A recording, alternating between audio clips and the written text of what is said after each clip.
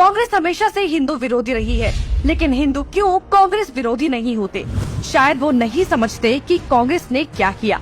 आपको साल दर साल का ब्यौरा देते हुए बताएंगे कि कैसे कांग्रेस ने हिंदुओं का मजाक बना दिया। 1950 में आया आर्टिकल 25। कांग्रेस 1950 में आर्टिकल 25 को लेकर आई, जिससे धर्म परिवर्तन को मान्यता दे दी गई। और सबसे ज्यादा किसका धर्म परिवर्तन हुआ ये सब जानते हैं, लेकिन ये तो सिर्फ शुरुआत थी। नेहरू 1950 में आर्टिकल 28 लेकर आए और हिंदुओं से धार्मिक शिक्षा का हक छीन लिया। लेकिन आर्टिकल 30 के तहत अल्पसंख्यक अपनी धार्मिक शिक्षा दे सकते हैं। धार्मिक शिक्षा के बाद निशाने पर थी धार्मिक संस्थाएं।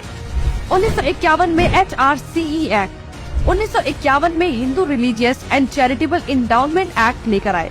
उन्होंने कारण दिया कि बड़े मंदिरों का रखरखाव सही से हो सके, लेकिन इसकी आड़ में कब्जे कर लिए, जिसके तहत भारत में मौजूद बड़े बड़े मंदिरों का प्रबंध सरकार ने अपने हाथों में ले लिया और मनमाने ढंग से इनकी संपत्ति का दुरुपयोग किया। और ये सिर्फ हिंदुओं के मंदिर पर लागू था, बाकी धर्मों या धार्मिक स्थल पर लागू नहीं था। 1956 में हिंदू कोड बिल आया। 1956 में नेहरू सरकार हिंदू कोड बिल लेकर आई, लेकिन अल्पसंख्यकों के लिए इन्होंने पर्सनल लॉ बोर्ड को बिल्कुल हाथ नहीं लगाया। मतलब एक ही है, देश में एक जाति कद संविधान कानून से और दूसरी अपने धर्म के कानून के हिसाब से, और आज भी यूनिफॉर्म सिविल कोड से कतराते हैं। कांग्रेस ने लगाई आरक्षण की आग। कांग्रेस आरक्षण लेकर आई, जिससे हिंदुओं को बांटने का काम किया गया, जिससे सबसे बड़ा नुकसान हिंदुओं को हुआ। आरक्षण की देश में जरूरत थी, लेकिन मक्कार कांग्रेसी इस योजना को 10 साल लागू करने की बजाय इसे बढ़ाते चले गए और न ही इससे लोगों को सशक्त बना पाए, जबकि लोगों को इसकी लत लगा दी गई। इंदिरा का कार्यकाल। साल 1976 में इमरजेंसी के दौरान ही इंदिरा ने संविधान में सेक्युलर शब्द को जबरदस्ती घुसा दिया, जिसको लेकर संसद में कोई चर्चा तक नहीं हुई। मतलब कि हिंदू बहुसंख्यक होते हुए भी भारत हिंदू देश नहीं कहलाया जा सकता, जबकि आप हमारे आसपास देखेंगे तो सभी मजहबी देश हैं, लेकिन हिंदुओं के लिए कोई देश नहीं बचा। इसके बाद हिंदुओं के कानूनी अधिकार और इतिहास निशाने पर थे। 1991 में पूजा स्थल कानून। 1991 में कांग्रेस ने पूजा स्थल कानून बनाया, जो बेहद हिंदू विरोधी कानून था, क्योंकि इस कानून के तहत हिंदू, सिख और जैन मुगलों के कब्जे से मंदिरों को छुड़ाने के लिए लड़ाई ही नहीं लड़ सकते। उनके पास दलील सुनने का कोई कानूनी अधिकार ही नहीं छोड़ा गया। हमने लाखों मंदिर और उनका इतिहास खो दिया। 1992 माइनॉरिटी कमीशन एक्ट।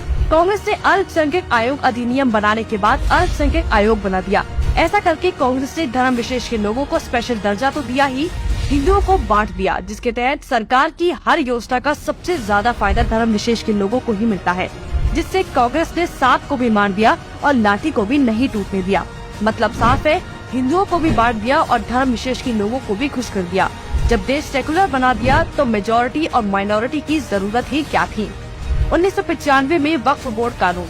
1995 में वक्फ बोर्ड कानून बनाकर कांग्रेस ने एक और महापाप किया। वक्फ बोर्ड को असीमित शक्ति दे दी गई। आज स्थिति ये है कि वक्फ बोर्ड किसी भी संपत्ति पर दावा कर दे तो कोर्ट से भी कोई मदद नहीं मिलेगी।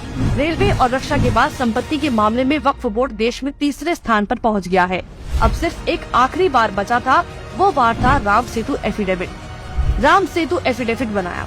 हिंदुओं ने फिर 2004 में कांग्रेस को चुन लिया, तो कांग्रेस ने इसका इनाम देते हुए राम सेतु एफिडेविट बनाया और भगवान श्री राम के अस्तित्व को ही नकार दिया और काल्पनिक बताया। आस्था और धर्म पर वार करने के बाद अब कांग्रेस ने हिंदुओं को ही बदनाम करने का प्लान बना लिया। 2009 में हिंदू आतंकवादी घोषित। 2009 में फिर से हिंदुओं ने कांग्रेस को चुना, तो उसके बदले में कांग्रेस ने हिंदुओं को ही टेरर घोषित कर दिया। कांग्रेस ने बहुत ही चालाकी से एक एक कर हिंदुओं के धर्म, अधिकारों और शिक्षा के अधिकार को छीन लिया, लेकिन हिंदू फिर भी कांग्रेस को नहीं समझ पाया। औरंगजेब ने हिंदुओं को खत्म करने के लिए तलवार का इस्तेमाल किया, तो कांग्रेस ने हिंदुओं को खत्म करने के लिए संविधान का इस्तेमाल किया। फिर भी कांग्रेस ही बोल रहे हैं कि लोकतंत्र खत्म हो रहा है, जबकि लोकतंत्र नहीं, हिंदू और हिंदुत्व खत्म हो रहा है।